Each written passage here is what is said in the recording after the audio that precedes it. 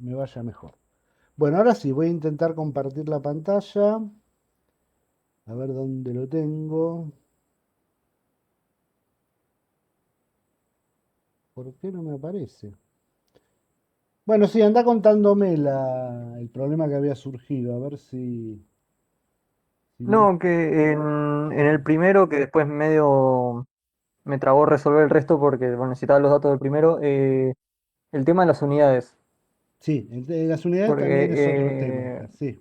claro, porque usé de R el 0,082 litro atmósfera para cancelar la atmósfera de la presión de la ecuación de la frecuencia de colisiones.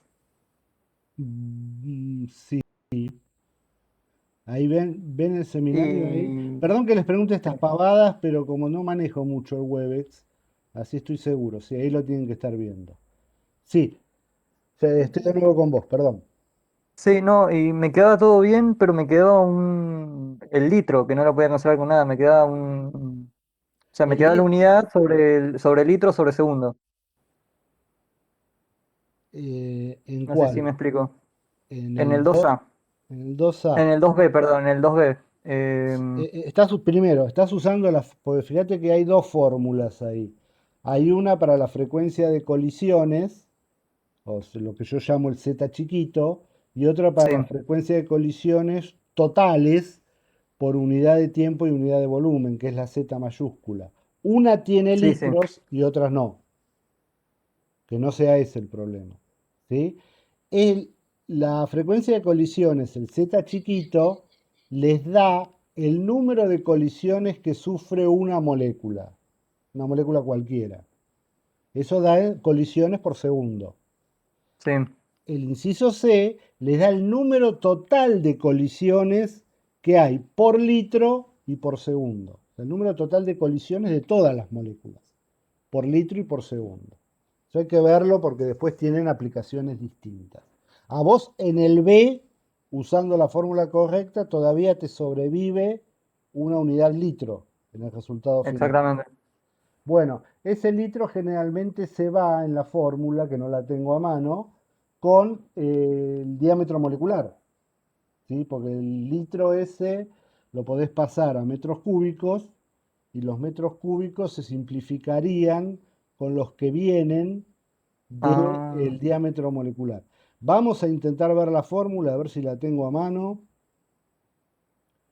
y hablamos con más propiedad.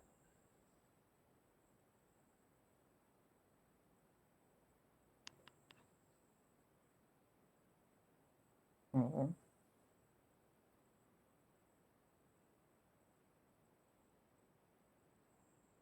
Espero en las próximas clases ponerme más canchero con esto. Bueno, a ver, ¿dónde tenemos esas fórmulas? La primera fórmula está acá. Fíjate que, ¿ves la fórmula que estoy marcando? Es la que Sí. está bajo el inciso A. Esa es la que tenés que aplicar ahí. Este volumen, que puede estar en litro o metro cúbico, se va a simplificar con el metro cuadrado que viene de acá arriba, más el metro que viene en las velocidades. Porque las velocidades están en metro por segundo, metro sobre segundo. Al cuadrado, como está en raíz cuadrada, te va a quedar metro. Metro por el metro al cuadrado que viene acá se simplifica con el metro cúbico del volumen. Así que se te tiene que ir sí o sí. ¿Sí? Claro, ahí está. Sí, no me había dado cuenta de ¿Sí? eso. Por ahí te faltó el pasar el litro a metro cúbico. Por ahí. ¿Mm? Sí, no me di cuenta de eso, tenés razón. Sí, fíjense que la única unidad que queda acá es el segundo de las velocidades, porque el metro cúbico se va con este y les queda segundo al cuadrado, raíz cuadrada, segundo. Y como está abajo, está dividiendo, entonces les queda segundo a la menos uno, o sea, la unidad da bien. Profe, una pregunta. Sí, El D que te da el problema ahí en la consigna, digamos, ¿es el sí, diámetro de un átomo de nitrógeno o de una molécula? no, es el diámetro de la molécula, es el diámetro de la especie tal como está, tal como te la están dando. ¿Sí? Claro. La información generalmente es muy variada. O sea, cada uno la da de la forma que está acostumbrado a trabajarla. El ejercicio te dice específicamente que ese dato es el diámetro. Sí, no lo dice, pero es el diámetro. ¿Sí? Entonces habría que tomar para el radio, que es lo que te pide ahí, la mitad. Pero como son dos moléculas, te va a quedar el Claro, diámetro. ¿Sí? claro, Sí. gracias. Eh, hay algunos ejercicios de este tipo que lo que trabajan, o sea, esto depende de cómo le guste elaborarlo a cada uno. A ver, para que me fui un poquito. Acá. Profe, Eh, sí, pero tengo una consulta de... digo una cosita más que no está en el explicativo, pero que es importante. Estos ejercicios también usan otro dato, o sea, si uno va a las tablas, la información puede venir también en la forma de algo llamado sección eficaz de choque. ¿Sí? La gente que trabaja con colisiones moleculares usa mucho esa cantidad. ¿Qué es esa sección? Es toda la primer parte de la ecuación. O sea, pi por RA más RB al cuadrado. A eso se lo llama a veces sección eficaz de choque. Eso evita tener que hacer tantas cuentas muchas veces. Es como que te dan esa cuenta ya hecha. ¿Mm? Entonces, hay veces que en los ejercicios aparece ese dato. Entonces, ese dato significa eso que está ahí. Sí, ahora sí, te escucho. en la misma ecuación del punto 2b, Sí, tengo que la misma molécula, entonces sumo el radio que me va a dar el diámetro. En la velocidad, ¿hago lo mismo? ¿Sumo la misma velocidad dos veces? no entendí. En la fórmula del 2B o del 2A, Del 2b, del 2B. que te dice Vos... velocidad de A más velocidad de B, cada uno al cuadrado. Ah, perdón, sí, no, pues estoy viendo el instructivo, discúlpame, para que paso al seminario. Eh, la Ok. frecuencia, la frecuencia de colisiones. Pero en el 2B es el que acabamos de ver. Sí, por eso, en la velocidad, sumo la misma velocidad del punto A. Ah, claro, sí, sí, sí, sí, ahí te Dos veces. entendí. Sí, sí, discúlpame, ahí te entendí. Sí, porque las velocidades de las dos moléculas, como la molécula es la misma, las dos velocidades son iguales. Ah, bien, perfecto. E- Gracias, profe. claro, este es el caso más general que las dos moléculas sean distintas. Por ejemplo, una de nitrógeno con una de oxígeno. Si las dos son iguales, seguro, estas dos velocidades son iguales y queda el doble. Sí, ni hablar. Perfecto. Gracias, profe. No, por favor. Yo de ese tengo una pregunta en el C, Sí, del 2C sería, sí, que es el Z grande, digamos, que es el Z chico por el número de moles de A sobre el volumen. sí. El número de moles de A sobre el volumen lo saqué de la ecuación del gas ideal, P Sí, por B, N por R por T. es el número de partículas. Cuando yo pongo en los instructivos el N mayúscula, es el número de partículas, de moléculas o de átomos, no de moles. Moles es N minúscula siempre. Es la nomenclatura Ah, convencional que usa Levin. bien. ¿Sí? Entonces, Igual la eh, sacás de la ecuación del gas ideal. claro, lo Sí, saqué de ahí. El Z chiquito lo saqué del inciso B, digamos, el sí, mismo. correcto. Después lo multipliqué por el 602 para pasar, para que se me simplifiquen los moles y me queden moléculas, digamos. Claro, porque Y vos al habías calculado volumen hice moles. la conversión. Vos podés Claro, calcular. porque lo saqué, claro, de la ecuación del gas saqué los moles por litro. Claro, fíjate que vos podés directamente, a partir de la ecuación del gas ideal, calcular el número de partículas sobre B. Lo podés calcular en un solo Claro. paso y te evitas todas esas conversiones. Y convertí el volumen de litros a centímetros cúbicos. ¿Sí? Hice esa cuenta pero no obtengo el resultado. O sea, usé el mismo Z chiquito que en el inciso B. Usé el número de moles o las partículas, dividido el volumen, hice la conversión y no me da cualquier cosa. No sé A mí si, me pasó lo mismo. Sin embargo, no tiene más misterios. ¿Y el Z claro, chiquito, por eso. el Z chiquito les da igual? Sí, 74,58 me dio. Y la Entonces, respuesta era 74. para que vuelvo al seminario. No tendremos ¿Algún problema con la presión que estamos usando? No, porque es una sola. Sí, es una sola. Ah, entonces no se me ocurre qué, sinceramente, porque es calcular N sobre B. N sobre B es la presión por el número de Avogadro sobre RT. Sí, Mm. ¿Sí? Eso se usa mucho en teoría cinética de los gases. Está bueno aprendérsela. ¿Qué estaba haciendo? Ya me olvidé, perdón. Estaba queriendo, buscando el seminario. sí, estaba queriendo compartir y creo que me fue mal. A ver si vuelvo para atrás. Ya estabas compartiendo y lo apagaste, me parece. Sí, acá está, compartir. Ahí está. Sí, no tiene más historia, porque la temperatura es 450, la presión son 10 a la menos 8. Y. Ah, ustedes tienen, me olvidé de decirles el otro día, creo que lo descubrieron, que en el foro de consultas están las respuestas. Sí. Sí, son del año Por eso lo pasado, comparé, pero son iguales. Así que creo que por no eso lo tienen. comparé con eso, pero no había manera. Dije, bueno, Para, o estoy haciendo algo mal, o para que voy a buscar la carpeta mágica y lo vemos.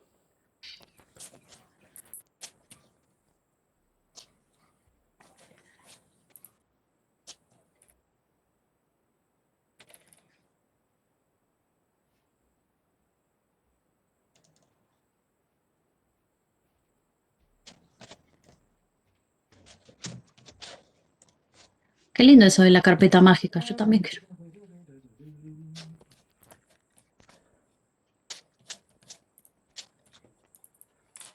El problema es en el 2C. 2C. Acá le da, o me da, 6,1 más o menos por 10 a la 12. No, me da 1, pero a la 13. Había mucha diferencia. Sí, a mí me dio lo mismo Hice. también. Sí. 1.21 Ah, a las 10 a las 13 también. ah, qué bueno. 0,42. Ujú. ¿Y el Z chiquito les da 74? Sí, Sí, 74,58. Pero sí, Sí, segundo a la menos 1. Y sí.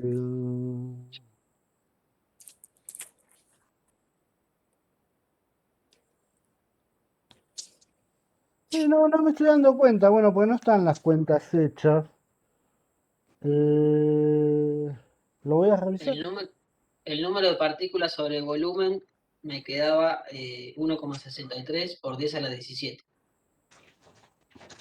Sí, no, por eso no tengo los cálculos intermedios, tengo los Ah, finales nada está. más. Bueno, déjenme que lo revise porque estoy viendo que lo que estoy obteniendo yo es la mitad de lo que obtienen ustedes. Claro, Hay yo un, fac- pensé lo mismo. hay un factor de 2 metido ahí y no sé por qué lo estoy poniendo. Vuelvo momentáneamente al seminario 1. Ujú. Tal vez cuando hiciste la suma de los radios. Sí, algo de eso puede llegar a ver. O no, perdón. Eh, sí, ya me estoy Pero si dando en el cuenta. Z grande los radios ya no los necesita. Ah, claro. No, ¿saben dónde Los está el necesita problema? para el Z chiquito, digamos. El problema, No, pero claro, puede ser al chiquito, no, pero puedes No meter dos vio. el muebles. chiquito está bien. El problema está en la fórmula que está en el explicativo, perdón. Ah, Vamos a aclarar algo. Esa fórmula que está en el explicativo está bien cuando los gases son distintos, ¿sí? Cuando los gases son iguales hay que dividir por 2 porque si no estaríamos contando 2 veces cada choque. Hay un factor de duplicación.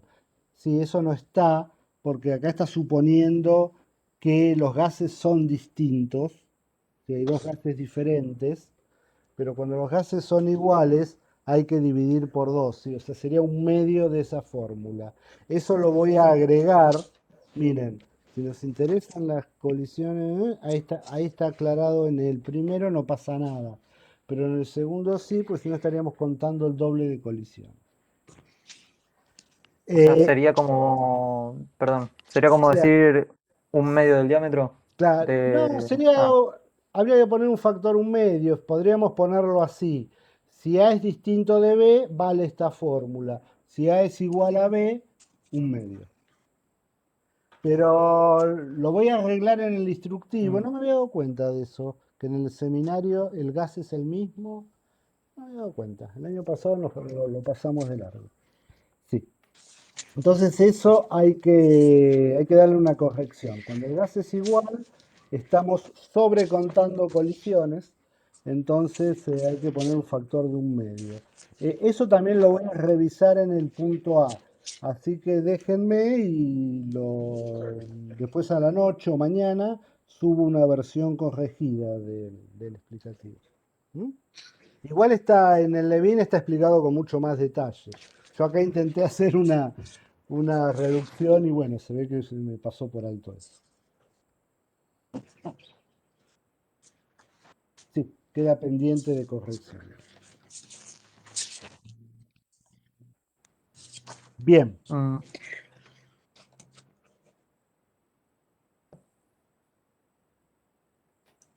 ¿Alguien tiene pregunta del 3? Si no, yo tengo del 4. Sí, yo tengo pregunta en el 3B. 3B. Eh, ¿Cómo Sí, saco el número de partículas para implementar la ecuación de un cuarto de n de la velocidad exacto, media exacto, por el sí. área? Vos necesitas, vos ahí tenés el número de colisiones por segundo y por centímetro cuadrado con esa formulita.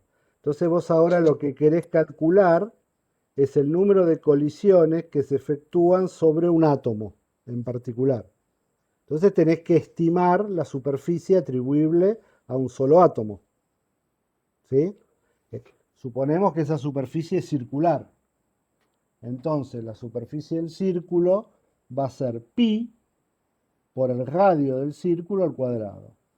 ¿Cuál va a ser el radio de ese círculo? Y si la distancia entre dos vecinos más próximos es 291, esa distancia es la suma de dos radios.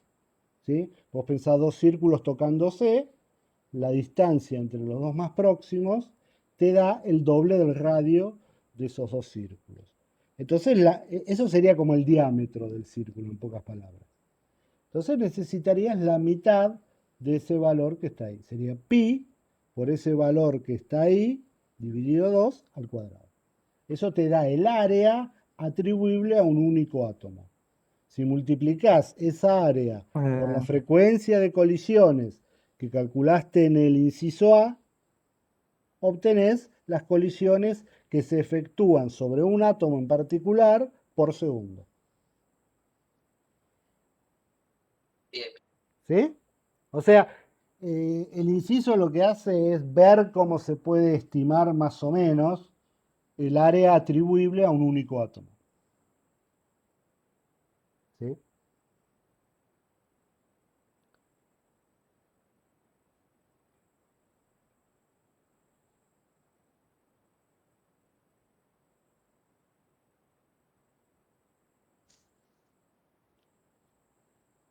¿Quedó?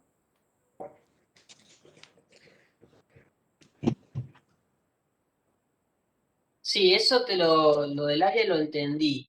Sí, Ahora, la fórmula dice un cuarto del número de partículas por la velocidad media por el sí. área. eh, El sí. n, ¿cómo lo El, saco? el N Porque yo es el número de partículas en fase gaseosa.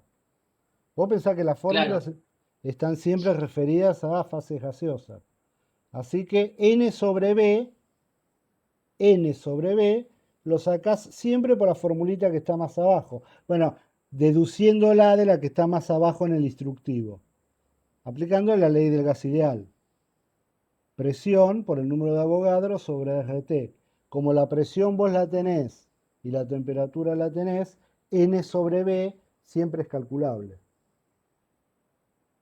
Piensen claro, siempre, piensen vos siempre que calculás n sobre b, N sobre B, pero claro, lo calculás como un todo. Porque eso es una forma rara de indicar la presión. N sobre B es como una forma de indicar la presión que vos estás teniendo en la fase gaseosa. O sea, si vos tenés la presión, la podés calcular siempre.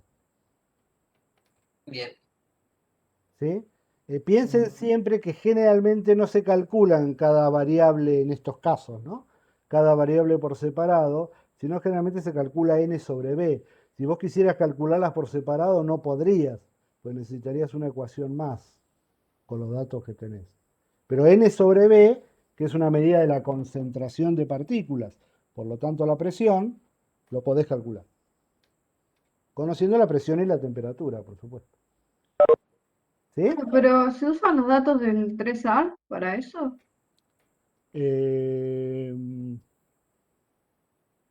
Se usan los datos de ese ejercicio, no me acuerdo qué número es. Claro, sí, seguro. Ah, bueno. Seguro. ¿Cualquiera de las presiones? Claro, en realidad a las 3 presiones, o si no quieren hacer muchas cuentas, háganlo con una Está sola, bien. no hay problema. Pero está bueno por lo menos ver cómo va cambiando el número cuando uno pasa de una presión cotidiana, como una atmósfera, a una presión de alto vacío, como es 10 a la menos 10. El número va cambiando bastante. ¿Mm? Sí. ¿Quedó más o menos? Sí, lo único que me quedó duda de ese era el tema que explicaste, lo de cómo calcular el área de la superficie. Y te podría hacer un dibujito, a ver si me sale un dibujito.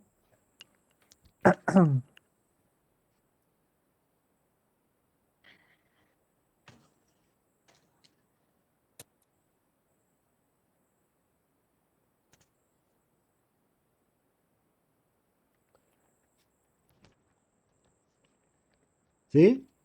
Vos tenés en la superficie, ¿se ve? Vos Se ve tenés, chiquitito. no lo puedo acercar más.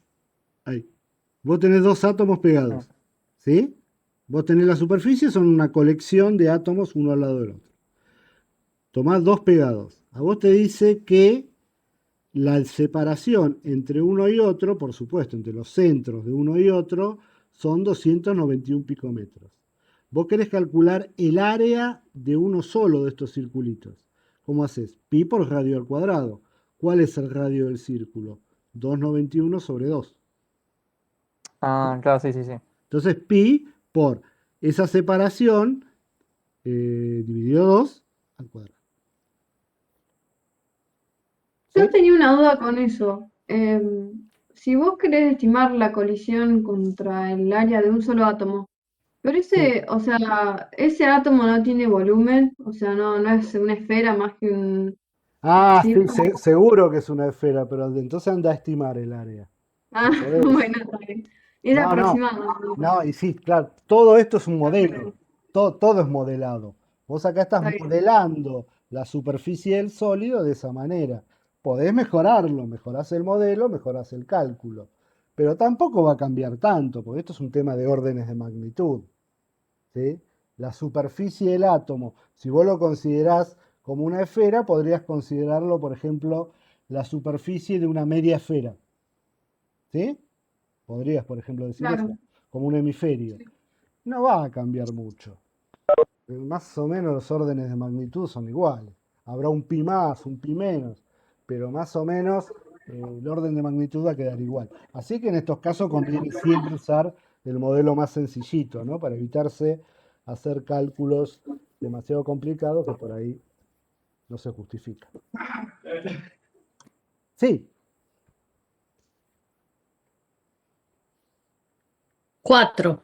Blanco ala, así es la descripción. No sabía ni qué usar. Que es el del polvo, el método de Bunsen. sí, el famoso método de Knudsen. Bueno, cuando no encuentren algo, o sea, nosotros los explicamos, tenemos la mejor voluntad del mundo, pero pueden ir a verlo al libro, ¿sí? Nosotros no nos ofendemos. Yo mucho del método de Knudsen no puse porque uno lo puede ir a chusmear al libro, ¿sí? Ahí les explica todo lo que es el método. Y bueno, no es la Bueno, idea de busco enseñar. y. No, yo lo voy a explicar, No. pero les tiro también esto. Además, si no tienen ganas de ir al libro, porque por ahí para hacer un ejercicio, ponerse a leer todo un capítulo, hay algo que se llama Wikipedia. Entonces ahí, no le digan a Cecilia, pero en Wikipedia uno saca una idea rápida de lo que les están hablando. ¿Sí? No es ninguna crítica, no lo tomes así. Yo simplemente estoy en la obligación de decirles a ustedes herramientas de trabajo. Cuando uno en un seminario se encuentra algo y esto qué es, bueno, voy al libro, no lo encuentro en el libro, no tengo ganas de complicarme, voy a Wikipedia y me fijo de qué me están hablando. ¿Sí? Les repito otra cosa, más adelante ustedes van a haber tenido algunas teorías.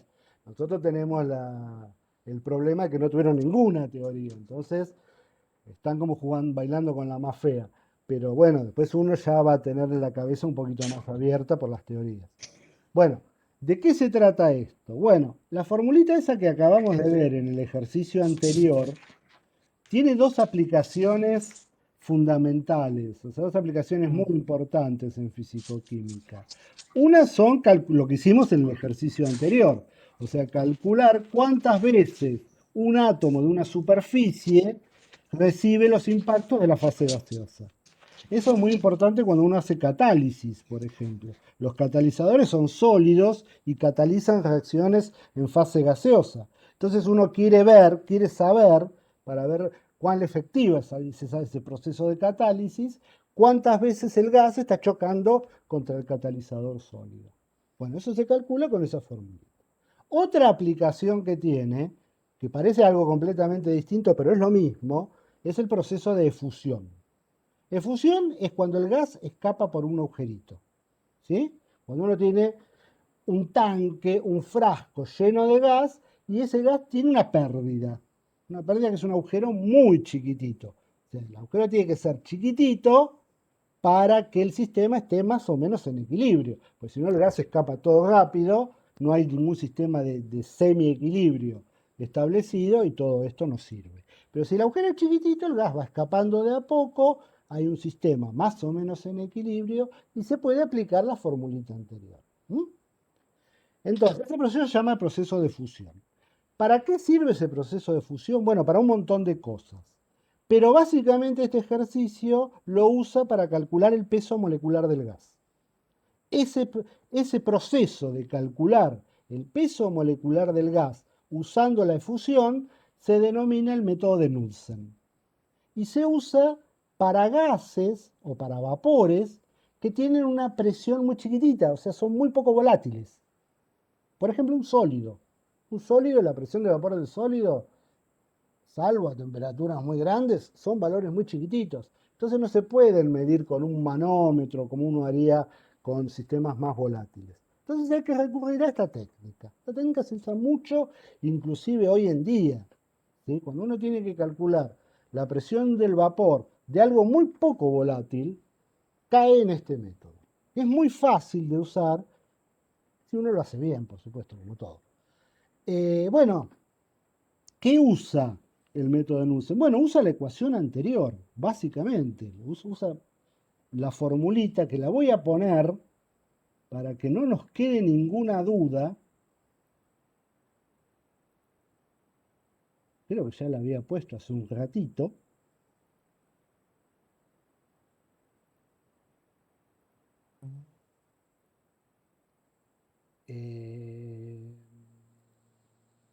Ya se me escapó de nuevo. Acá. Ahí. Es esta formulita de acá. ¿Sí? Repito, esta formulita nos da la frecuencia de colisiones contra una superficie. Esa superficie puede ser un sólido o puede ser un agujerito. ¿Sí? Puede ser un agujerito que hay en el recipiente. Entonces, ¿cómo se trabaja esta ecuación en el contexto de este ejercicio? Bueno, ¿esto qué me dice? Vamos a repasar la ecuación. Si yo tuviese un agujerito o sea, estoy trabajando con un orificio muy pequeño en el frasco, esta ecuación me diría 1 sobre S. Ese es el área sobre el cual se están produciendo las colisiones. En este caso sería el área del orificio, ¿sí? El área del agujerito. Por supuesto, suponemos un agujerito circular, no nos vamos a complicar la vida, ¿sí? Un agujerito circular. ¿Qué es diferencial n? Bueno, diferencial n mide, intenta medir el número de partículas que atraviesan ese orificio, perdón. O, si fuese una superficie, no un orificio, el número de partículas que chocan contra esa superficie. Diferencial tiempo da una idea del lapso de tiempo en el cual ocurre ese fenómeno. N sobre B, ya lo dijimos, es una medida de la presión y ahí viene el cálculo de la presión de vapor. O sea, es lo que yo voy a querer despejar. Fíjense que el ejercicio pide calcule la presión de vapor. Bueno, ¿dónde está la presión? Está en N sobre B. Está metida ahí adentro. Y la velocidad media. La velocidad media no es problema, porque si uno conoce la naturaleza del vapor o del gas y conoce la temperatura, conoce la velocidad media. Ahí no hay historia, se calcula y listo.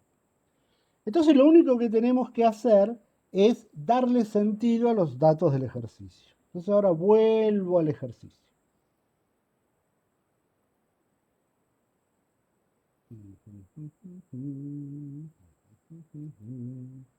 No sé por qué en el Zoom era más fácil esto.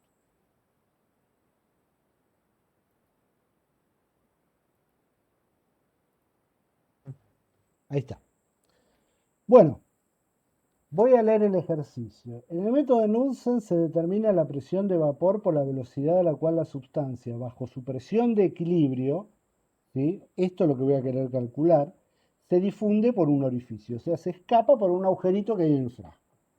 En un experimento se colocó polvo de berilio, un metal, una sustancia sólida, en una caja que contenía un orificio de efusión de 3,18 milímetros de diámetro. O sea, con ese diámetro del orificio pueden calcular el área del orificio, que es una de las variables de la ecuación.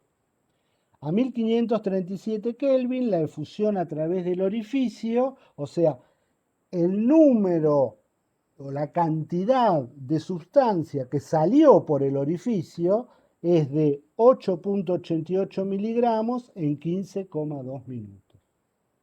Entonces, si ustedes saben que se escaparon 8,8 miligramos de berilio, pueden calcular cuántas partículas de berilio salían sacando el peso atómico de la tabla. Entonces saben el número de partículas, saben el tiempo, ahí tienen otra variable de la ecuación.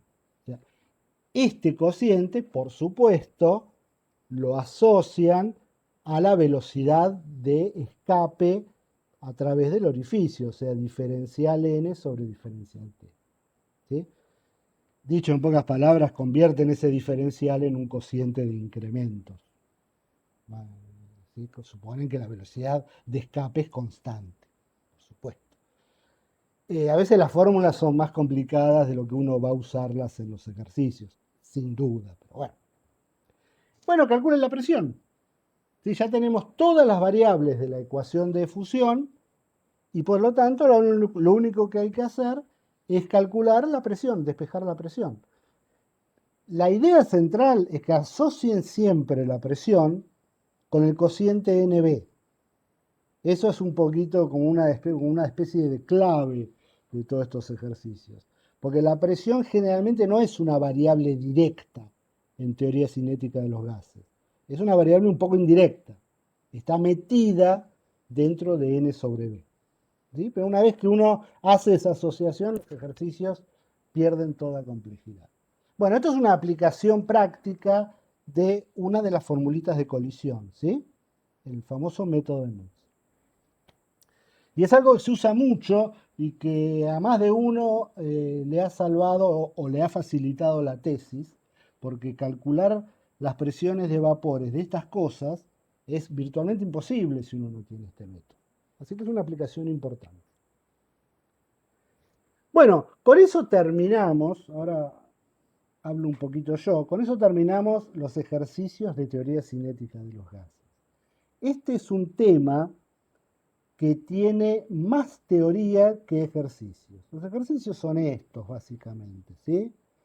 Así que bueno, después cuando ustedes vean la teoría van a ver que según como se las dé Cecilia, van a haber mucha más teoría, van a haber muchas más deducciones, más fórmulas, más matemáticas.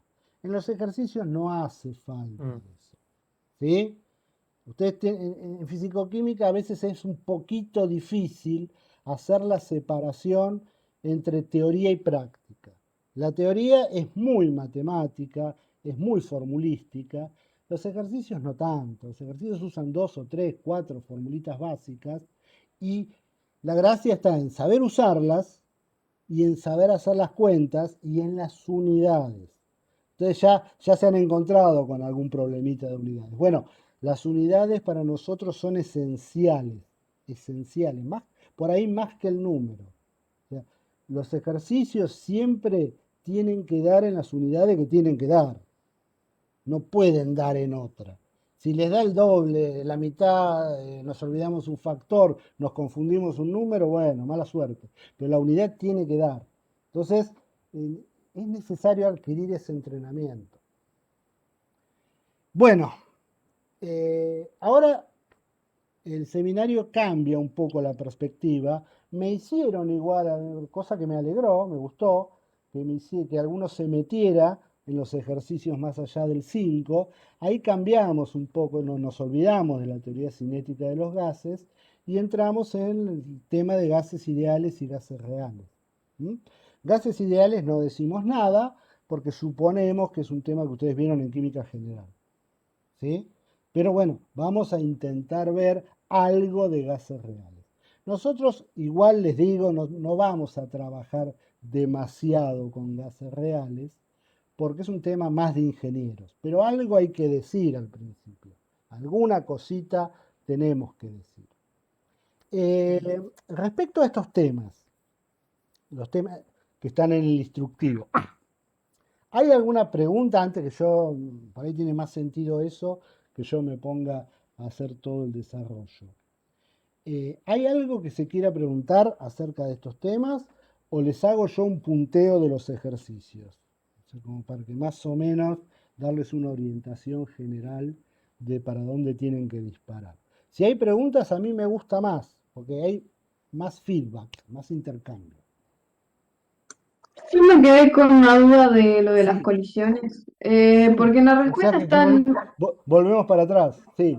sí, pero es más general, o sea, yo llegué al resultado, pero como Sí, dio 74,5, no sé si por ahí hay que redondearlo, tomar un número entero directamente no. o Vos lo redondear que para tenés que arriba. hacer, eh, esto es una buena costumbre en ciencia, que generalmente te la explican 1000 veces y nunca se aplica, que son las de las cifras significativas. Cuando yo estudiaba, ¿a quién le importa? Bueno, pero cuando yo estudiaba, todas las materias te explicaban cifras significativas y después nadie las aplicaba. Pero está bueno aplicarlo porque es un buen hábito que uno adquiere. Vos cuando presentás un resultado, siempre tiene que tener las mismas cifras significativas que tu dato menos preciso. Esa es la clave. Eso resume estadística o estadística de errores. ¿Sí? Cuando a vos no te piden errores, no los hagas. Pero por lo menos no des más números, cifras significativas que tu dato menos preciso. Vos, por ejemplo, en el ejercicio 2, el dato menos preciso, ¿cuál es? ¿La temperatura? No, hay uno menos ¿No? preciso. La presión. La presión. Ese es el dato menos preciso. Es más, ese dato es una porquería porque no tiene ni una cifra significativa. Pues si fuese 1 por 10 a la menos 8, habría que indicarlo. Eso te da un orden de magnitud. Eso te está dando la pauta de que tu resultado no puede ser muy preciso. ¿Sí? Entonces, el resultado, ¿sabés cómo habría que ponerlo? 10, ¿cuánto les había dado? 74. 10 al cuadrado, colisiones por... No, ¿qué era? Segundo a la menos 1. 10 al cuadrado, segundo a la menos 1. No somos tan quisquillosos. Ponele 2 cifras significativas, así comparamos números. ¿Sí? En este caso, ese 10 a la menos 8 es muy limitante, es un número que nos limita mucho. Pero ponele 2 cifras significativas, ¿sí? No más, no tiene sentido. El resultado riguroso sería 10 al cuadrado, o sea, con el mismo grado de significación que esa presión que está ahí. Esa presión que está ahí está dando un orden de magnitud, no está dando un valor de presión. Entonces está diciendo, bueno, la presión es de este orden de magnitud. Porque si fuese 10 a la menos 8, y vos estás seguro que es 10 a la menos 8, hay que poner 1 por 10 a la menos 8. ¿Sí? Pero eso no está en el dato. El dato ni siquiera está seguro de eso. Esto es como una presión que se saca de una bomba de vacío, que es un orden de magnitud. Bueno, mi bomba hace un vacío de un orden de 10 a la menos 8. Pero no sé si es 1, 2, 3, 7 por 10 a la menos 7, no lo sé. Es el orden de magnitud. Entonces ese orden de magnitud te da muy poca precisión en el cálculo que vos vas a hacer. No seamos tan rigurosos, pongámosle algunos decimales, así podemos hacer una discusión más interesante de los resultados. Pero ponerle un tercero, podés poner 7 por 10 a la 1. ¿Sí? Esa sería otra forma de expresar el resultado un poquito más correcta. ¿Sí? Mírenlo Sí, esto. ¿Cómo? no, yo que no- sí, se entendió. Perfecto, sí, yo sigo hablando, pero bueno, eso porque yo soy así. Yo no soy excesivamente riguroso con eso, porque no lo soy en mi vida cotidiana, así que no se los voy a exigir a ustedes. Pero sí cierto grado. O sea, vos en este ejercicio poner 4 decimales, 5 decimales, se tiene que considerar como que está mal, o por lo menos indicar el error, ¿sí? Porque es una precisión exagerada con los datos que vos tenés. ¿Sí? Más o menos acostumbrémonos a laburar así. Bien, volvemos al tema de los gases, de gases ideales y gases reales. Bueno, respecto a la ecuación del gas ideal, ya dije, es un tema que más o menos ustedes lo vieron en química general. Hay una ecuación muy sencilla. Nosotros en fisicoquímica vamos a trabajar siempre con esa ecuacioncita. La ecuación del gas ideal ya sabemos que no es muy exacta, que tiene sus problemas, que solo es válida en los límites de presión cero, o sea, cuando no hay gas, o sea, prácticamente eso la convertiría en un contrasentido en sí misma la ecuación. Pero bueno, es así, es una ecuación que solo describe un estado límite de los gases, que es el estado prácticamente de densidad cero, o sea, presión cero. Ahora, fuera de esos rangos, la ecuación no es exacta, pero es lo suficientemente buena como para que uno la use con relativa tranquilidad. Deja de ser exacta en condiciones muy extremas, o sea, cuando el gas se va aproximando a la licuefacción, o sea, a presiones muy altas o a temperaturas muy bajas, ¿sí? En esos casos hay que manejarla con más cuidado.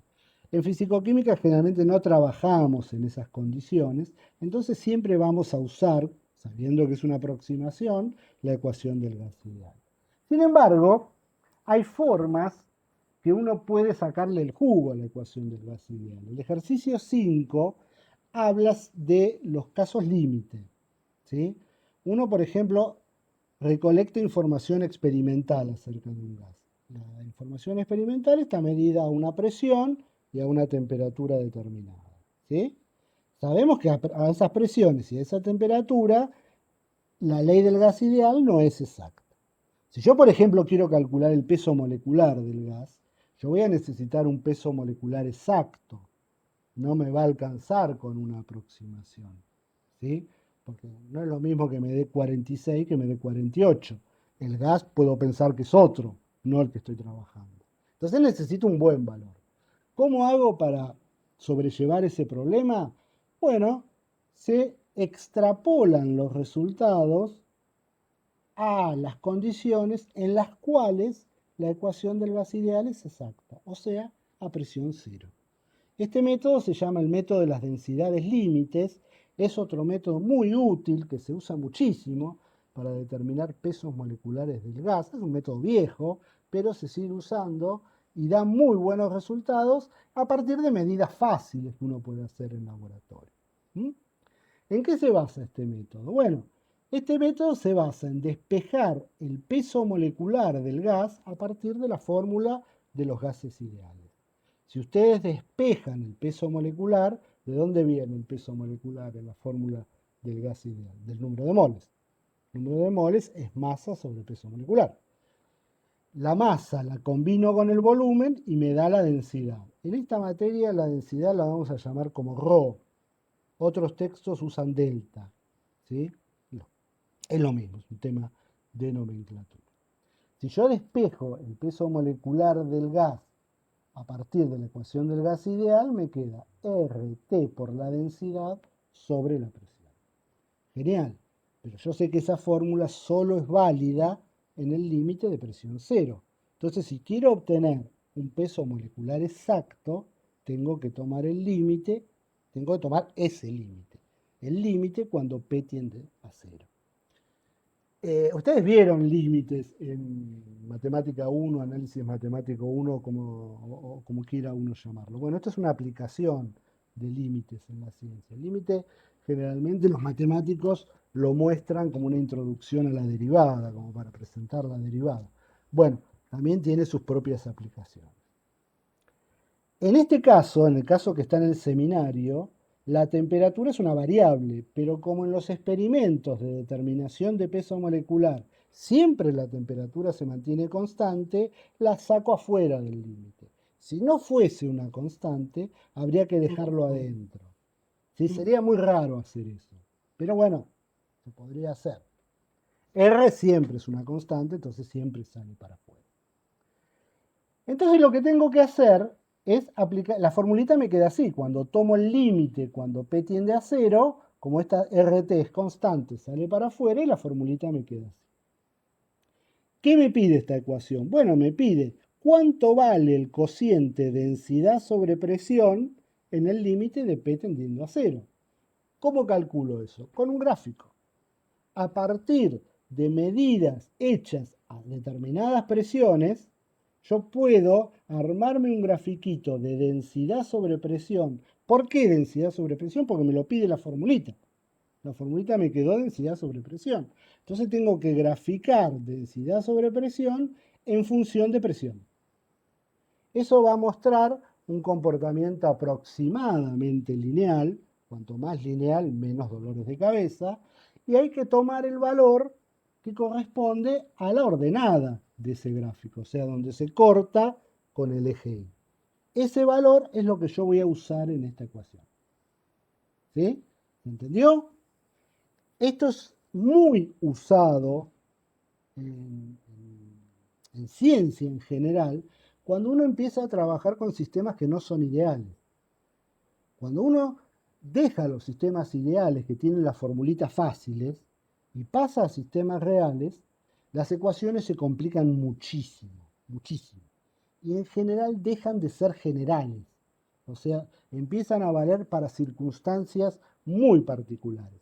Por ejemplo, para los gases hay ecuaciones que son válidas para algunos gases. Por ejemplo, para el metano, para el etano, pero no para todos. Pierden generalidad. Entonces no está bueno trabajar con esas ecuaciones y es siempre más aconsejable usar las ecuaciones sencillas y extrapolarlas al límite en el cual esas ecuaciones son exactas. Para los gases siempre ese límite es presión cero. ¿Mm? Después esto lo vamos a ver con soluciones. Con soluciones pasa algo parecido. ¿Sí? Así que está bueno verlo acá, que uno pisa sobre terrenos más conocidos. Entonces, bueno, uno hace el grafiquito de densidad sobre presión. Fíjense que el gráfico nos da esos valores, nos da la densidad. Esta forma de expresar el gráfico, fíjense, estoy compartiendo pantalla, sí, nos dice que la densidad del gas en gramos por centímetro cúbico es igual a este valor multiplicado por, o sea, la densidad para que me dé este valor fue multiplicada por 1000. Entonces cada uno de estos valores, para despejar la densidad, habrá que dividirlos por 1000. Esa es una forma de tabulación que no sé si la vieron en algún momento. Eso lo que hace es que el gráfico tenga números más manejables, más visuales, ¿sí? Esto quiere decir que 1000 veces la densidad es 0,224. Entonces yo quiero calcular la densidad, tengo que dividir a este número por 1000. Piensen siempre que las densidades de los gases son números del orden de 10 a la menos 3, 10 a la menos 4 gramos por centímetro cúbico. Entonces, bueno, ahí más o menos va teniendo sentido. Una vez que uno hizo el gráfico, sacó el valor a presión cero, o sea, el valor de la ordenada a presión cero, lo pone adentro de esta formulita, lo multiplica por RT y ahí tiene el peso molecular. ¿Mm? Ese es el método de las densidades límites y es un método que el sentido del método, o sea, la razón del método, es algo muy importante en esta materia, porque nosotros vamos a hacer mucho esta extrapolación hacia algún límite, ¿sí? Entonces, bueno, lo empezamos a ver con este tema. Les va a dar exactamente el peso molecular del dimetiléter. Si ustedes usaran la fórmula sin el límite, o sea, RT por la densidad sobre la presión, sin molestarse en tomar ese límite, con cada uno de estos valores que usaran la fórmula, les daría un peso molecular distinto, ¿sí? Eso implica, les está mostrando que la fórmula solo es válida en ese límite. En todos los demás valores da valores aproximados. El valor exacto lo da solo en el límite. Háganlo con cuidado, fíjense bien las unidades de este ejercicio, porque es un ejercicio que se le saca bastante jugo. Esos ejercicios que hay que terminarlos y verificar que me da el valor correcto. ¿Preguntas? En el instructivo tienen uno parecido. Yo no lo hice igual, para así ustedes desarrollan un poquito este. Hay un ejercicio muy parecido con una temperatura, que hay que calcular una temperatura, pero la esencia es la misma. Sí.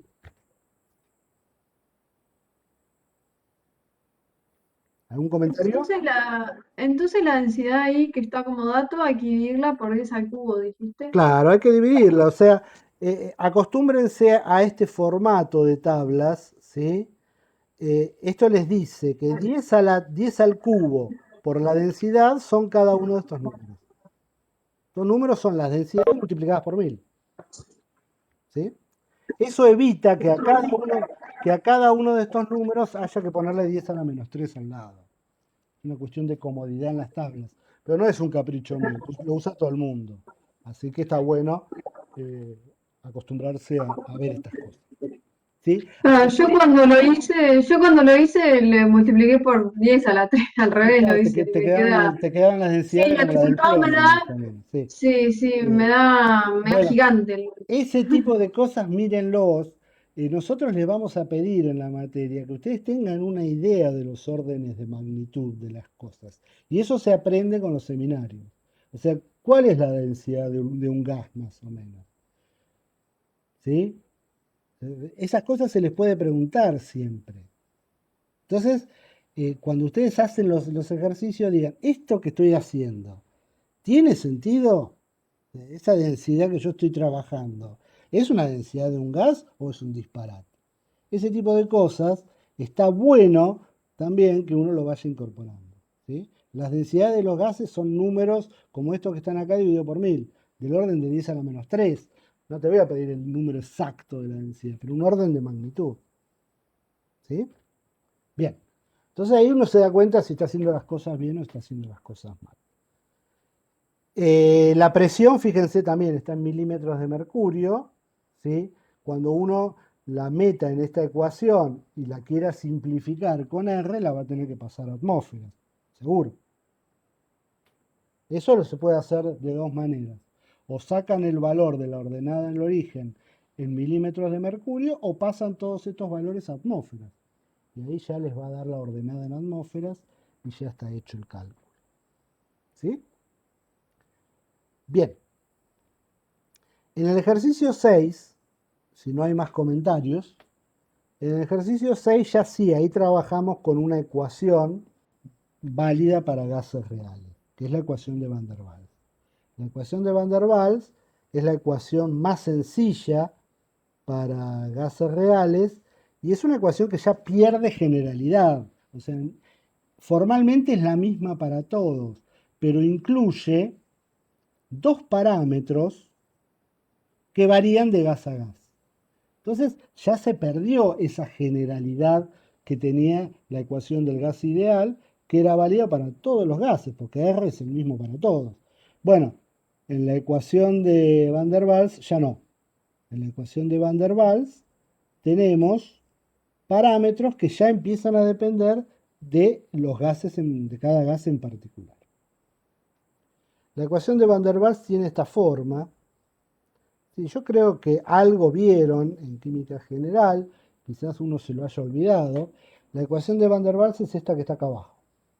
¿Sí? Fíjense que aparecen dos parámetros que dependen de cada gas. O sea, gases distintos tienen parámetros A y B diferentes. ¿Qué característica tiene la ecuación de Van der Waals? Bueno, la ecuación de Van der Waals es una ecuación cúbica en el volumen.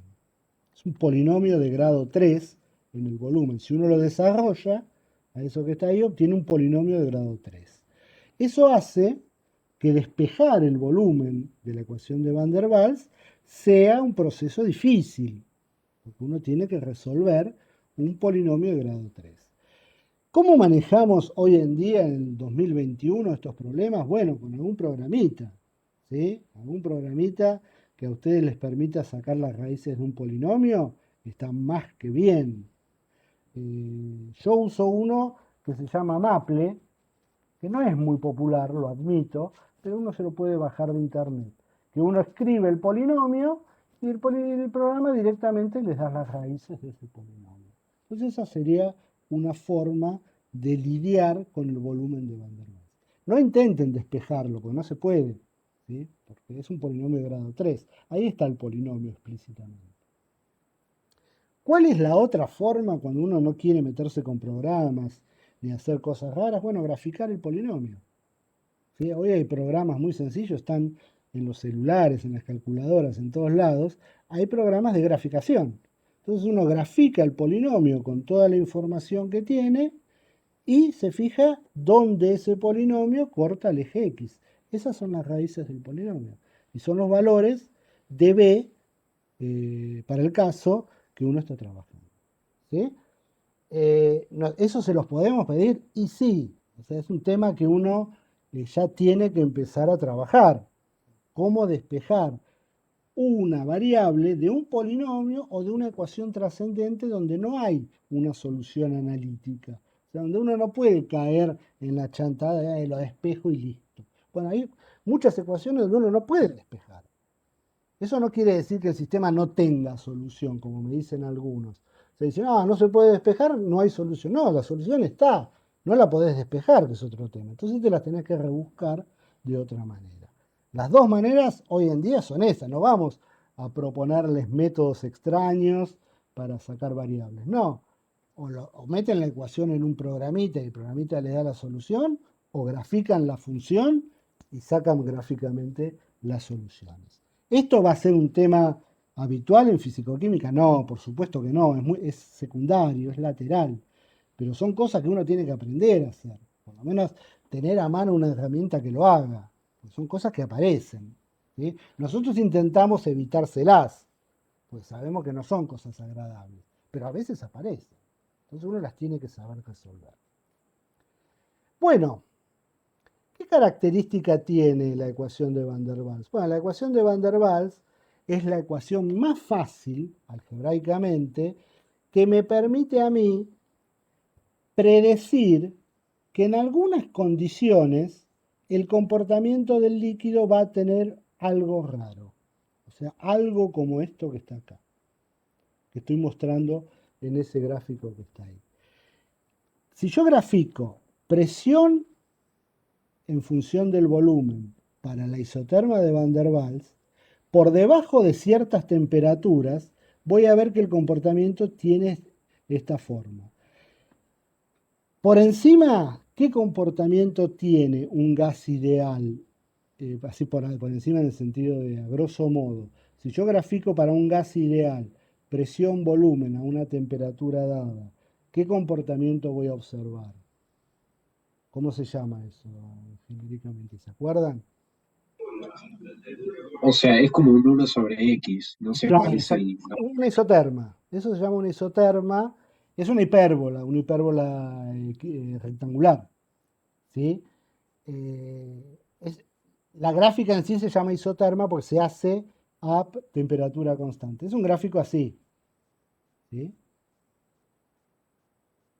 Eso es lo que se observa para el gas ideal. Y para el gas de Van der Waals, por encima de una determinada temperatura particular. Por debajo, lo que se observa son gráficos de este tipo. ¿Qué representan estos gráficos? Bueno, estos representan de una forma muy modelada, el proceso de licuefacción. Un gas ideal nunca se licúa.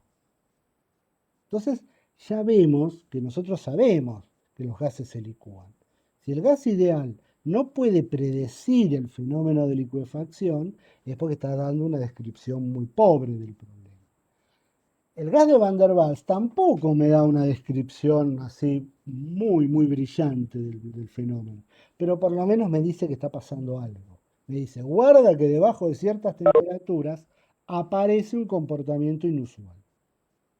Este comportamiento se indica, por ejemplo, esto está hecho a 110 Kelvin para nitrógeno, por ejemplo, a una presión de 20 atmósferas, el gas de Van der Waals me está indicando que hay 3 volúmenes posibles.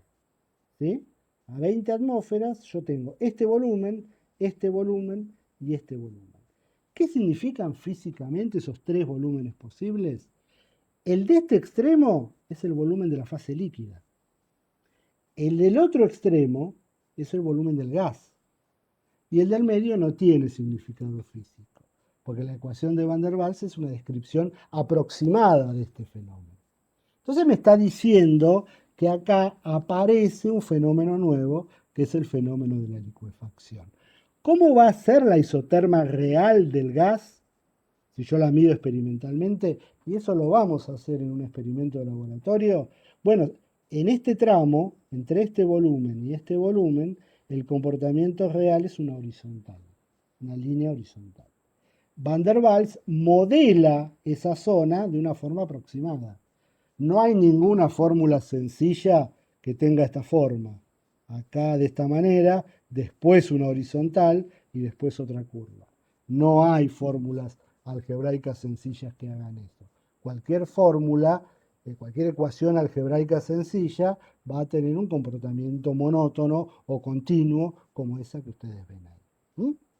Entonces, Van der Waals tiene esa gracia, que es la fórmula matemática más sencilla que permite predecir el fenómeno de licuefacción. Y la información que da son esos dos valores. Bueno, ¿qué dicen los ejercicios sobre Van der Waals? A ver.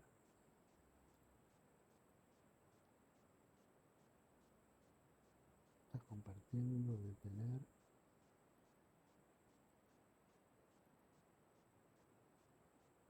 Bueno, el primer ejercicio dice, use la ecuación de Van der Waals para calcular la presión a la cual están sometidos 5 kilogramos de monóxido de carbono en un recipiente de 30 litros a 0 grados centígrados. Bueno, calcular la presión no hay ningún problema con Van der Waals, ¿sí? Ustedes lo pueden calcular sin problemas despejando la presión. ¿Sí? Hacen las cuentas, háganlas las cuentas. O sea, fisicoquímica no es plantear ecuaciones como física. Fisicoquímica hay que plantear las ecuaciones y obtener el número final. Acá el número final es importante para nosotros. Hay que hacerlas las cuentas. En el inciso B, inciso B, sí, hay que calcular el volumen molar. Bueno, cuando hay que calcular el volumen molar a partir de Van der Waals, ahí tienen que caer en alguna de las dos estrategias que les conté hace un rato. O usar un programita, si tienen, o graficar la función. ¿Sí? Graficar la función es lo más fácil, generalmente porque todas las calculadoras traen un graficador. ¿Sí? Se les pasan los datos y te grafica el polinomio. Entonces uno mira en ese polinomio cuáles son las raíces, o sea, dónde corta el eje X, y ahí tienen los valores del volumen. ¿Mm? ¿Qué valores pueden obtener?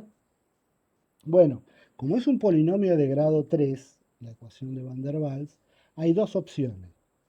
Un valor real, o sea, una raíz real y dos imaginarias. En ese caso, el único volumen posible es el real, las imaginarias se descartan, o tres raíces reales. Cuando tienen tres raíces reales, para los volúmenes de Van der Waals, acuérdense siempre, la más chica es el volumen de la fase líquida, la más grande, la de la fase vapor, y la del medio se descarta. ¿Sí? No hay otra posibilidad. O sea, una real y dos imaginarias, o tres reales. Bien, el ejercicio 7 habla sobre los parámetros críticos. Bueno, esto también es un tema que deben haber visto en química general, ¿sí? Los parámetros críticos generalmente se empiezan describiendo a partir de la temperatura crítica.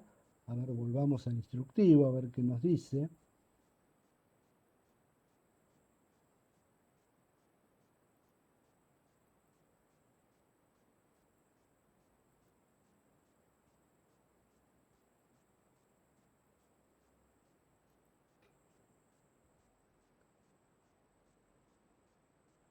¿Sí? Cuando uno grafica presión-volumen, o sea, dibuja las isotermas para un sistema gaseoso, generalmente las isotermas tienen un comportamiento similar al del gas ideal, hasta que se llega a una determinada temperatura. Cada una de estas gráficas que está en este diagrama corresponde a una temperatura distinta, y cuanto más nos vamos hacia abajo, menor temperatura tenemos.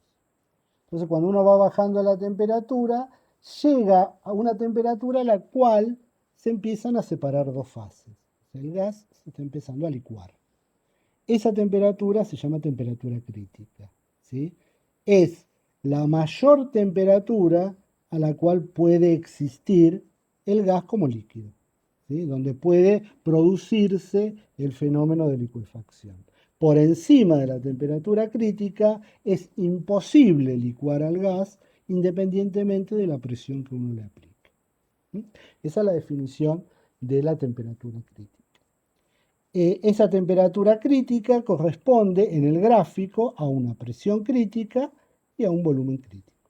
Entonces eso se llaman genéricamente parámetros críticos del gas.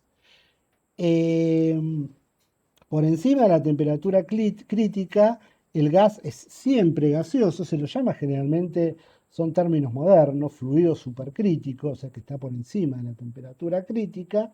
Por acá tenemos a temperaturas bajas, a temperaturas por debajo, de la temperatura crítica, tendríamos una zona de líquido, una zona de gas y una zona de coexistencia de las dos fases.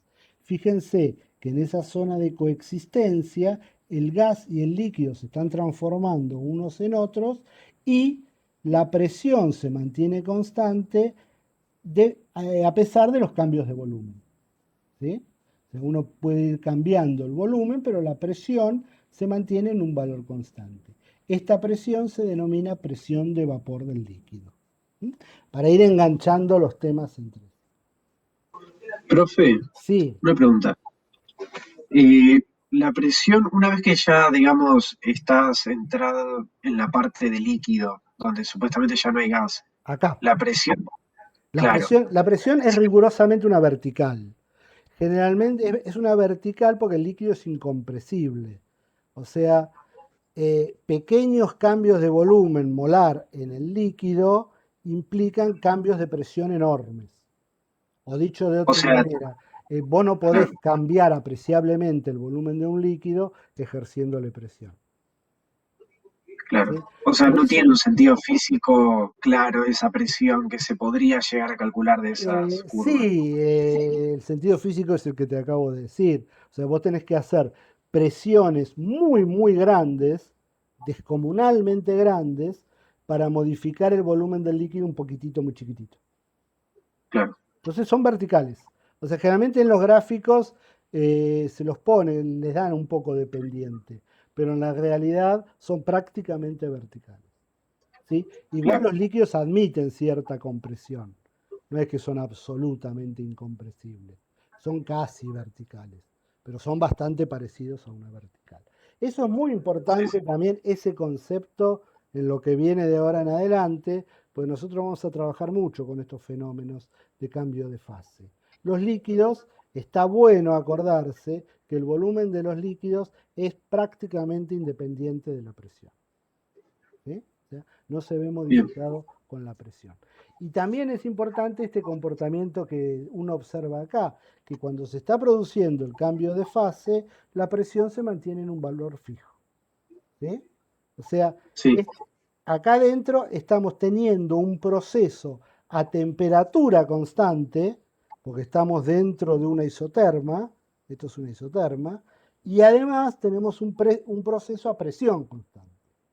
El cambio de fase va a ser un proceso a presión y a temperatura constante. Por esta zona de acá, cuando pasamos esta campana, que se llama campana de ebullición o campana de Andrews para los de la vieja escuela, en esta zona tenemos el gas, comportamiento gaseoso común y corriente. ¿Sí? ¿Se entiende? El tema de las propiedades críticas, cuando uno tiene la ecuación de Van der Waals, uno puede deducir expresiones para la temperatura crítica, la presión crítica y el volumen crítico. ¿Sí? Uno puede obtenerlas teóricamente, esas cantidades, cuando uno tiene una expresión analítica para la ecuación de estado del gas. No siempre uno la tiene, pero si la tiene, la aprovecha. Por ejemplo, para cualquier gas, uno puede decir, bueno, ¿qué condiciones le impongo a la ecuación? Esta que está acá abajo es una prima hermana de la ecuación de Van der Waals, que se llama la ecuación de Berthelot, que tiene una temperatura adicional ahí abajo. ¿Sí? Es como el paso siguiente. O sea, uno empieza de a poquito, ecuación del gas ideal, Van der Waals, Berthelot, y después se va complicando la vida todo lo que quiera. Pero nosotros vamos a frenar acá más o menos. Bueno, la de Berthelot tiene una temperatura adicional. Como la fórmula es distinta, los parámetros A y B son distintos a los de Van der Waals. Son otra cosa. B quizás sea muy, muy parecido, pero A va a ser distinto, porque ya está en una fórmula distinta. Bueno, sea cual sea la ecuación de estado, ¿qué condiciones le tengo que imponer yo a la ecuación de estado para sacar la posición de este punto? O sea, la posición del punto crítico. Bueno, esas condiciones son dos. Son que la derivada sea cero, o sea, la derivada de la presión respecto al volumen sea cero. ¿Por qué? Porque ese punto, el punto crítico, es el primer punto en el cual aparecen estas líneas horizontales. Estas líneas horizontales implican que la presión no varía con el volumen. Entonces, el cambio de la presión con el volumen tiene que ser cero. ¿Y qué otra condición tiene que cumplir? Bueno, esta es más matemática. Cuando yo llego a este punto crítico, estoy en lo que matemáticamente se conoce como un punto de inflexión. Un punto de inflexión es el punto donde cambia la concavidad de la curva, donde pasa de cóncava a convexa. Ahí voy a recurrir 100% a la memoria que ustedes tienen de análisis 1 o al hecho de que muchos por ahí están rindiendo análisis 1 en estos tiempos. Entonces probablemente estas cosas se las acuerden mejor que yo.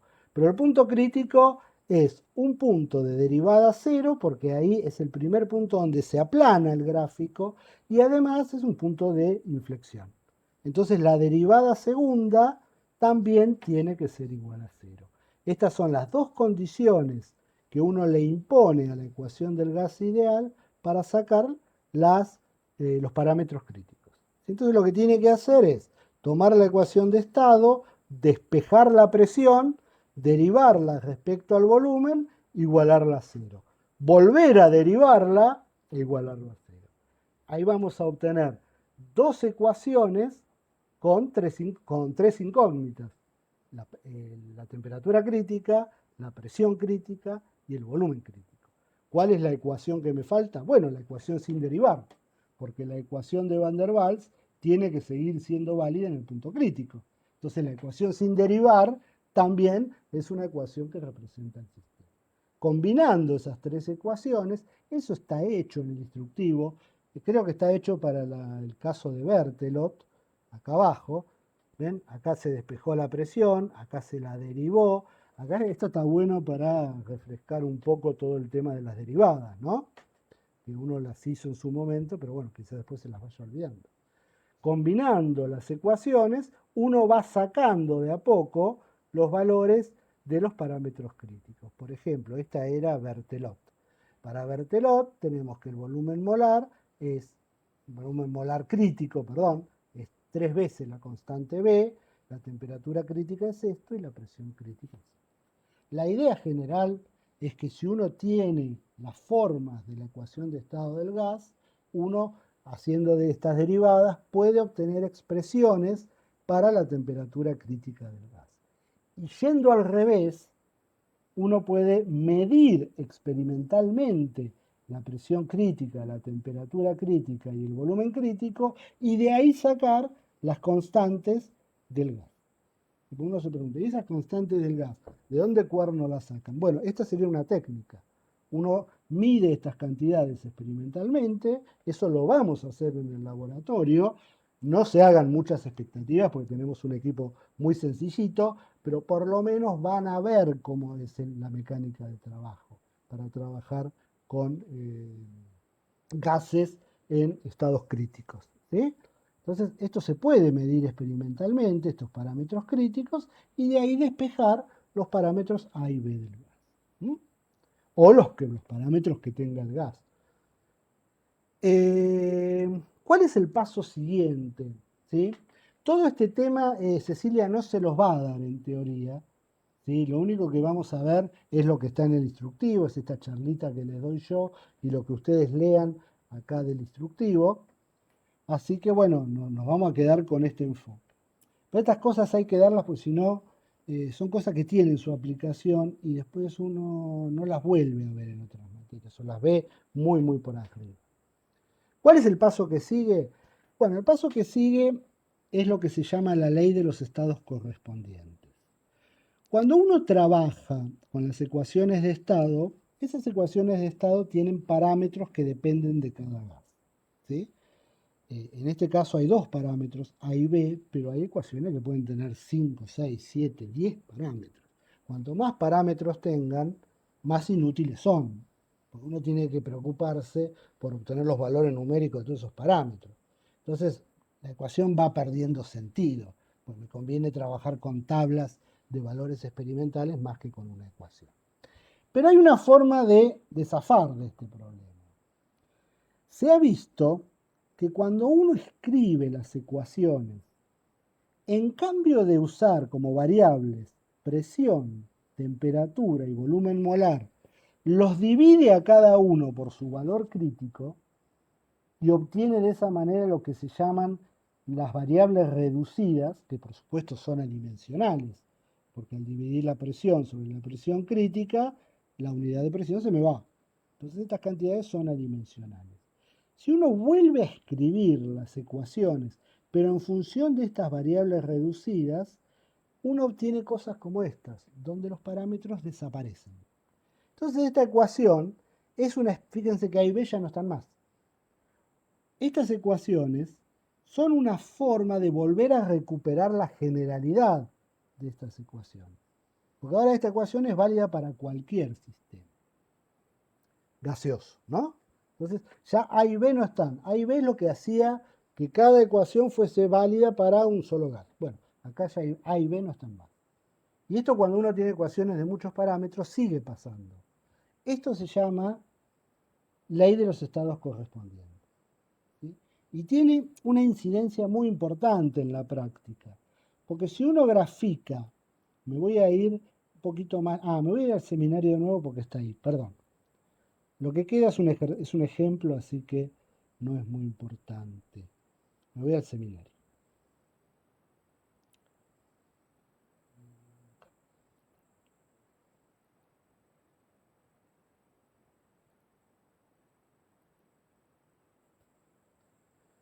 Si uno grafica las isotermas, pero ahora reducidas, fíjense este gráfico que aparece al final.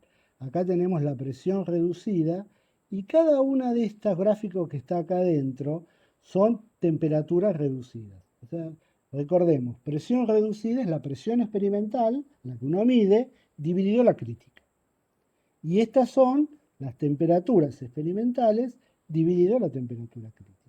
Este gráfico hay que interpretarlo de esta manera. Esta parte que está acá, ven que después se va haciendo como un ramillete, bueno, ese ramillete continúa acá, ¿sí? Es un gráfico que como que está cortado y esta es la continuación de esta parte.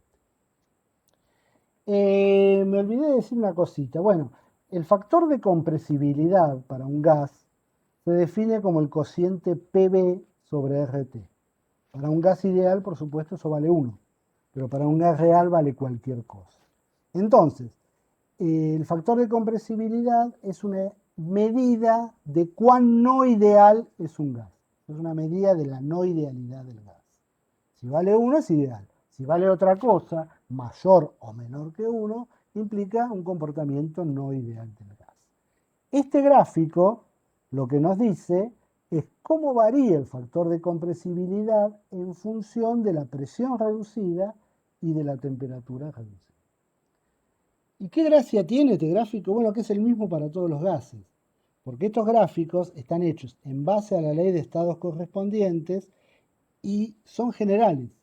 O sea, con estos gráficos uno recupera de alguna manera la generalidad que tenía con la ecuación del gas ideal. Esto se puede aplicar para cualquier gas, ¿sí? Por supuesto, para un gas en particular tendremos que usar su presión crítica y su temperatura crítica. Pero el gráfico en sí es válido para cualquier gas. Entonces uno puede usar este gráfico para hacer cuentas con un gas real, sin usar específicamente su ecuación de estado, que puede ser muy complicada. Nosotros vimos un par que no son tan complicados, pero otras sí, otras pueden ser realmente difíciles de trabajar en lápiz y papel. Bueno, este gráfico nos exime de usar ecuaciones de estado complicado. Hay un ejercicio en el seminario, pero lo vamos a ver la clase que viene para que ustedes tengan tiempo de procesar un poquito todas estas cosas. Hoy vamos a llegar hasta acá. Lo único que nos quedaría ver, total, Cecilia todavía ni empezó con las teorías, así que va a tardar en alcanzarnos, por decirlo así.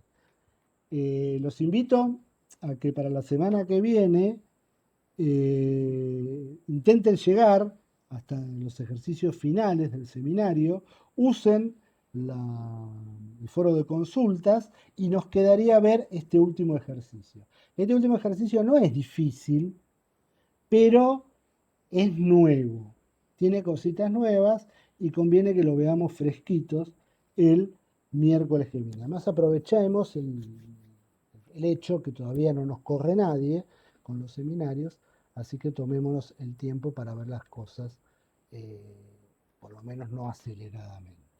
Así que bueno, ¿alguna pregunta final? Yo llego hasta acá. Hagan todo lo que puedan del seminario, ¿sí? Todo lo que puedan. Si lo liquidan, genial, porque la semana que viene veríamos ese ejercicio y ya nos meteríamos con un poquito de primera ley, que es muy fácil, y así vamos avanzando un poquito. Sí, comentarios finales. Me pareció que interrumpí a alguien. ¿Puede ser? Yo, profe, te quiero hacer una pregunta al respecto del gráfico. Sí. Porque, por ejemplo, creo que era el ejercicio 8 el que pedía usarlo. Sí, hay un solo ejercicio. Sí, yo calculaba la presión reducida y la temperatura reducida. Con esos dos valores voy al gráfico y leo cuál es Z, ¿no? Sí. Y a partir de ahí puedo saber, puedo despejar la presión diciendo que Z es igual a PV sobre RT. Sí, en lo que vos me decís, yo te diría lo siguiente. Estoy intentando localizar el ejercicio. ¿Me podés decir cuál es? El 8, El 8, ¿no? Sí, el 8A.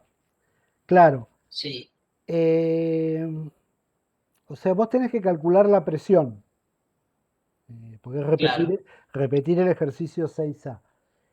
Genial. Eh, lo que vos decís es correcto, pero hay un detalle inicial. Vos para entrar al gráfico, por ahí lo liquidamos ahora el ejercicio. Vos para entrar al gráfico necesitas una presión, pero es lo que querés calcular en el ejercicio. ¿Se entiende? claro, sí, Sí. Vos para entrar al gráfico, vos necesitas conocer la presión reducida. La presión reducida es la presión sobre la crítica. Genial. ¿Qué presión pones ahí si vos lo que querés calcular es precisamente la presión? Bueno, esta es la incógnita y esto es lo que yo les quería contar el otro día. Pero como vos me lo preguntaste, lo voy a decir ahora. Esto es muy común en estos gráficos, ¿sí? O sea, que vos para entrar al gráfico necesites lo que vos querés calcular. Eso parece un contrasentido a primera vista, pero no lo es. ¿Por qué? Porque estos gráficos se manejan siempre de lo que se llama de una forma iterativa. Iterativa quiere decir, bueno, yo no conozco la presión porque es mi incógnita, yo es lo que quiero calcular, pero la puedo estimar. Siempre tengo una forma de estimar la presión. ¿Cómo? Por ejemplo, el gas ideal. Yo puedo estimar la presión del gas ideal. Uso esa presión estimada, que yo sé que no es la correcta, pero la uso para entrar al gráfico. La uso como semilla para empezar a trabajar. Calculo una presión reducida, hago todo lo que vos me decís, o sea, con la presión reducida y la temperatura reducida, que no hay dudas cuál es, porque la conozco la temperatura, ¿sí? En este caso la temperatura era eh, 300 Kelvin. 300 Kelvin dividido la crítica, que es 133. O sea, ahí saco la temperatura reducida. Esa va a ser fija en todo el ejercicio, no cambia, no hay problema. Con la presión crítica aproximada que yo usé y la temperatura reducida, saco el Z. Con ese Z calculo una nueva presión, despejo una nueva presión. Esa presión va a ser una presión mejorada respecto a la que yo usé al principio. ¿Me va siguiendo?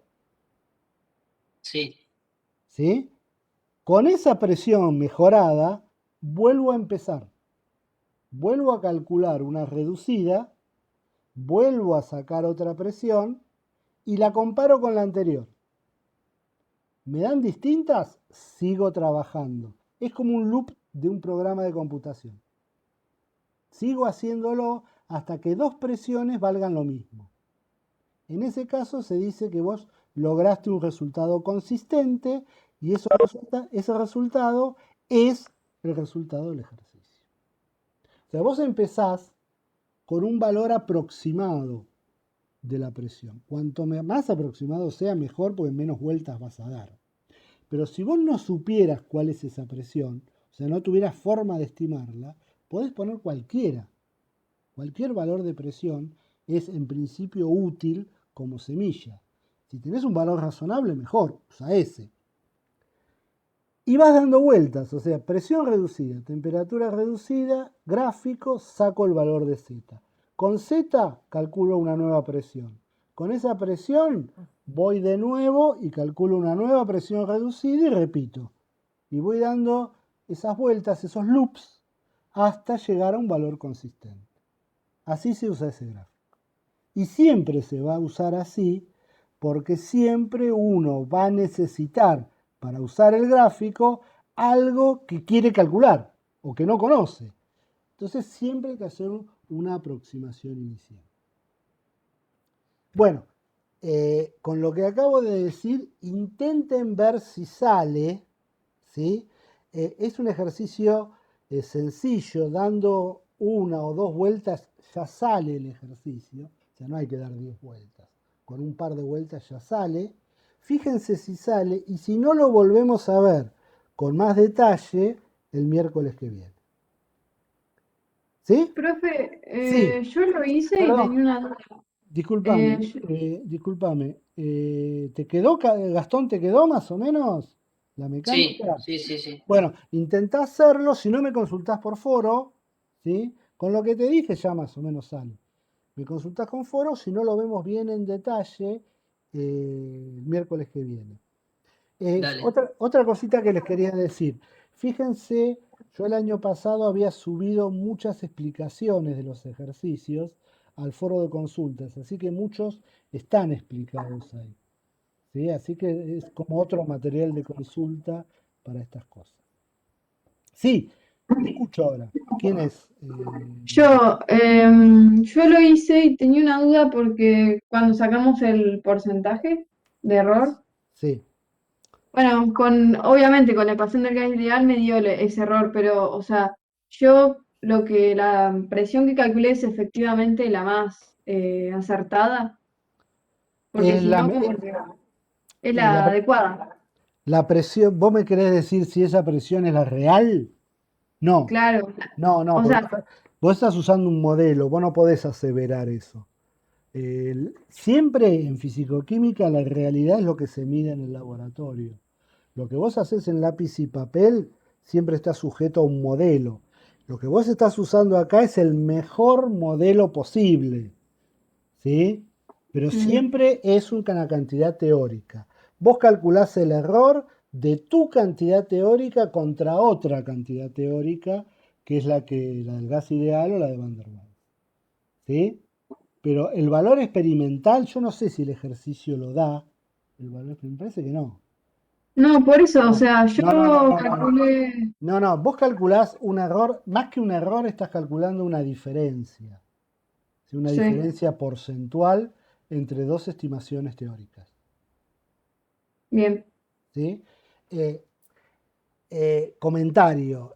El valor que vos sacás de ese diagrama, ¿es la realidad? No. ¿Se va a parecer muchísimo? Sí.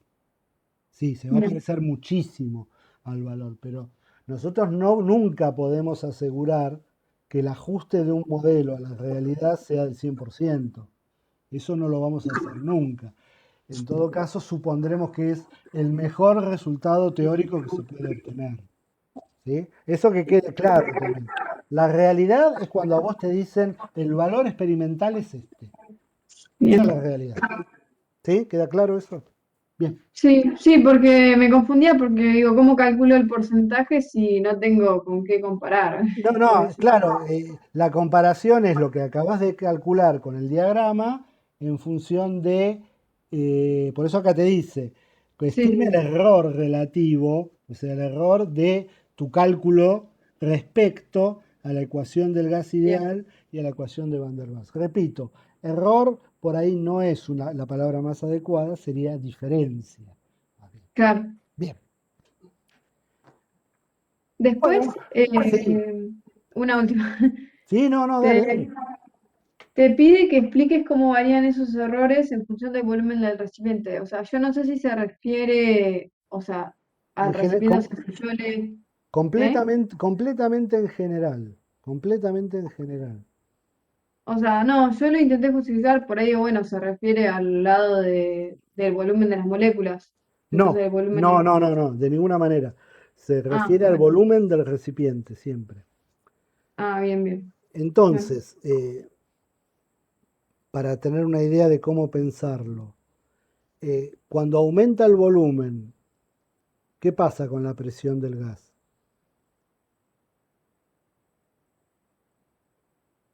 Disminuye. Disminuye. Eventualmente la presión tiende a cero. Si el volumen se hace lo suficientemente grande, la presión tiende a cero. Cuando la presión tiende a cero, el gas se hace cada vez más ideal. Entonces, esos errores, a medida que el volumen aumenta, Claro, van a disminuir. tienen que ir disminuyendo, porque el gas se empieza a comportar más idealmente. ¿Sí? Entonces se va a ajustar. En un mundo perfecto se ajustarían primero mejor a la de Van der Waals y después Si aumentás lo suficiente el volumen, se ajustaría en mejor a la del gas ideal. Pero a veces el Van der Waals da peores resultados que el gas ideal, así que no es tan lineal el asunto. Pero por eso te decía en términos generales. En términos generales, a medida que vos aumentás el volumen del recipiente, el gas se hace más ideal y los resultados van a parecerse más todos entre sí. Buenísimo. Bueno, ¿listo? ¿Algo más? ¿Algún comentario, alguna pregunta más? Si no, acuérdense el foro. Yo día por medio lo veo el foro, así que les voy a ir contestando lo que aparezca. Y si no, el miércoles estamos relativamente tranqui. Vayan, acuérdense de pensar un poquito las fechas, ¿sí? Ir buscándose una fecha de laboratorio, una por semana, ¿eh? Una por semana para cada uno. 2 comisiones, 2 fechas posibles. Así ya vamos armando algo, vamos armando un cronograma y yo voy asegurándome de que el laboratorio esté libre. Bueno, por mí es más que suficiente lo que hemos hecho hoy, ¿sí? Seguimos el miércoles que viene. ¿Algún comentario más? Profe, ¿te puedo hacer una Pero pregunta, digo, sí, respecto al 6? por supuesto, hasta las 6, todo lo que ustedes quieran. 6. Sí, Bueno, viste que la pide calcular la presión. sí. Ahora, para calcular la presión, en la ecuación está el volumen molar, y el volumen molar te lo pide en el ejercicio B. No, pero te lo piden otras condiciones. Son como dos incisos desacoplados. Los podés hacer independientemente uno del otro. El volumen molar, ¿sí? Sí, Es el volumen sobre el número de moles. El volumen son 30 litros y el número de moles lo sacás de los 5 kilos. claro, o sea, 30 sobre lo que me dé en Exactamente, moles. Bien, exactamente. Sí, porque es a volumen fijo. El volumen es el volumen del recipiente, ahí no hay problema. El B es otro ejercicio. O sea, para el mismo gas, pero en otras condiciones. Ahí fíjate que ahí te dan la presión para que saques el volumen. claro, en el B, bueno, sacás, usás Eh, la fórmula, digamos, claro, sí, la cúbica. sí, exactamente. Tenés que rebuscártela para despejar el volumen. Ahí no valen los 5 kilos. ¿Sí? 5 kilos para el inciso A. Los únicos datos del ejercicio B, el inciso B, son 300 Kelvin, 150 atmósferas y por supuesto los datos de A y B, que esos dependen del gas nada más. Si el gas es el mismo, los valores de A y B son los mismos. Perdón, me quedé un poco sin voz. ¿Sí? ¿Se entendió? Sí, yo lo hice el B, pero no me dio la respuesta que había en el foro. ¿Lo En hiciste el foro gráfica? creo que era 0,15 o ¿Cómo lo 0,50. hiciste? ¿Cómo lo hiciste? Eh, ya te digo. A mí No, me pasó igual que no daba también. o sea, Igual. aplicando la fórmula que está en el explicativo y sacando las 3 raíces.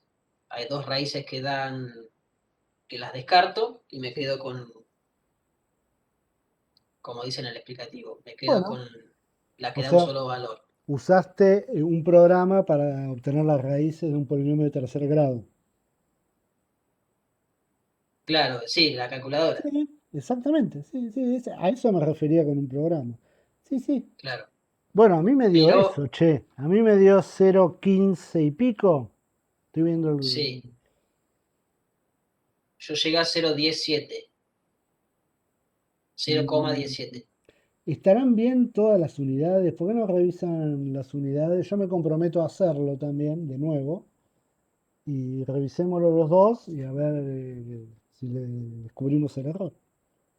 Pues yo Dale. hice lo mismo que vos. Pero no es más fácil directamente hacer 30 litros dividido. No, porque O estamos. porque en el inciso B no valen esos datos. Ah, bien. Está El bien. 5 kilos y 30 litros es para el inciso A. B es el volumen molar. Fíjate que ya estás en otras condiciones. Tenés otras Ah, condiciones. claro, está bien. Sí, como no, está bien. Como no decía nada respecto al otro de la presión y la temperatura, yo asumí que era todo igual. O sea, No, todo no, el mismo porque sistema. fíjate la estructura de lo que te está preguntando. A, la presión a la cual están sometidos 5 kilos de monóxido de carbono en un recipiente de 30 litros a 0 grados. Eso Ah, son las. listo, está bien. Claro, ¿Sí? no lo vi. Si Está los bien. 5 kilos fueran válidos para los dos, estaría fuera de A. Estaría Claro, fuera del sí, sí, sí. inciso A. Sería, ahí sí, ahí lo puedes tomar general para los dos. Pero no, no, eso es específico para el inciso A.